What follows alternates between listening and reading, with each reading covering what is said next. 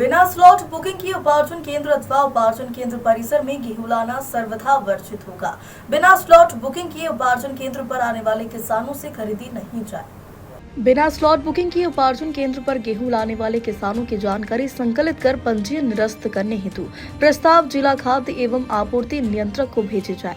किसानों से केवल साफ सुथरा तथा सूखा FAQ गेहूं की खरीदा जाए और FAQ जांच का किसान वार व्यवस्थित रिकॉर्ड रखा जाएगा। उपार्जन केंद्र पर पंखा, छन्ना, ग्रेडिंग मशीन और मॉइस्चर मीटर की व्यवस्था रहेगी। यदि किसान नॉन FAQ गेहूं उपार्जन केंद्र पर लाते हैं तो उन्हें स्वयं के खर्चे पर उसे अपग्रेड करना होगा। साथ गेहूं को अपग्रेड करने के लिए निर्धारित दर की जानकारी उपार्जन केंद्र पर प्रदर्शित की जाए। अपग्रेड करने के लिए किसान से जो भी राशि ली जाए, किसान को उसकी रसीद अनिवार्य रूप से दी जाए। रसीद नहीं देने का आशय यह माना जाएगा कि किसान से अवैध रूप से वसूली की जा रही है और तदनुसार युक्ति युक्त कठोर कार्रवाई की जाएगी। गेहूं खरीदी के लिए उपार्जन केंद्रों का और SHG का एजेंसीज का चयन हमने करना था। कुल मिलाकर 130 उपार्जन केंद्र बनाने जा रहे हैं। 130 उपार्जन केंद्रों में से 119 उपार्जन केंद्र सहकारी समितियां, मार्केटिंग फेडरेशन, उपभोक्ता संघ चलाएंगे और 11 उपार्जन केंद्र जिसमें से पनागर के 6 और मझौली के 5 इनका दायित्व स्वयं सहायता समूह को सौंपा जाएगा।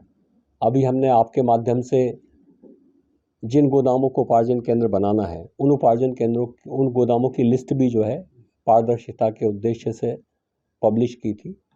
कुल मिला के करीब 181 गोदामों की लिस्ट पब्लिश की गई थी।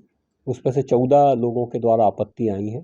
कल शाम तक उन आपत्तियों का परीक्षण किया जा रहा है और आपत्तियों के परीक्षण के पश्चात जो है फिर से प्राथमिकता लिस्ट उनकी एक बनाई जाएगी और उसके आधार पर फिर जो है उपार्जन केंद्र के साथ गोदामों की मैपिंग की जाएगी।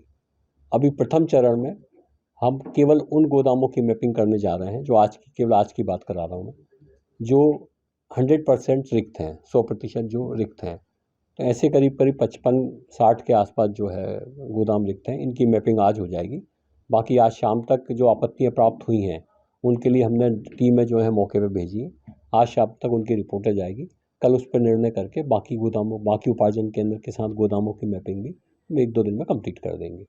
शासन के जो निर्देश हैं वो ये है कि गोदाम की रिक्तता और उसकी कैटेगरी उसके हिसाब से देखा जाएगा कि किस गोदाम को उपार्जन केंद्र भंडारण के रूप में चयनित किया जाना है। वो परसेंटेज वाइज उनकी रिक्तता को देखा जा रहा है। परसेंटेज वाइज में भी हम लोकल लेवल पर 2 तरीके से उसको देख रहे हैं। एक आदर्श उपार्जन केंद्र जो है वो 3000 मीट्रिक टन का हो सकता है। अब स्थिति ये बनती है कि कोई गोदाम मान लो 1000 मीट्रिक टन का है और पूरा का पूरा खाली है, लेकिन वो उपार्जन केंद्र की जो परिभाषा है उसको फॉलो नहीं करता, क्योंकि 3000 मीट्रिक टन होना ज़रूरी है। अब कोई गोदाम हो सकता है कि 10,000 मीट्रिक टन का हो, लेकिन वहाँ पे 3500 मीट्रिक टन खाली हो और 3500 मीट्रिक टन को उन्होंने पूरा अच्छे तरीके से वॉल बना के और पार्टीशन करके उसको अलग कर रखा हो। तो भले वो 30% खाली है, पर हमारी उपार्जन केंद्र की जो प्रायोरिटी है उस प्रायोरिटी को पूरा कर रहा है। तो इन तीनों चीज़ों को सबको ध्यान में रख के हम उपार्जन केंद्र के लिए गोदाम का चयन करते हैं।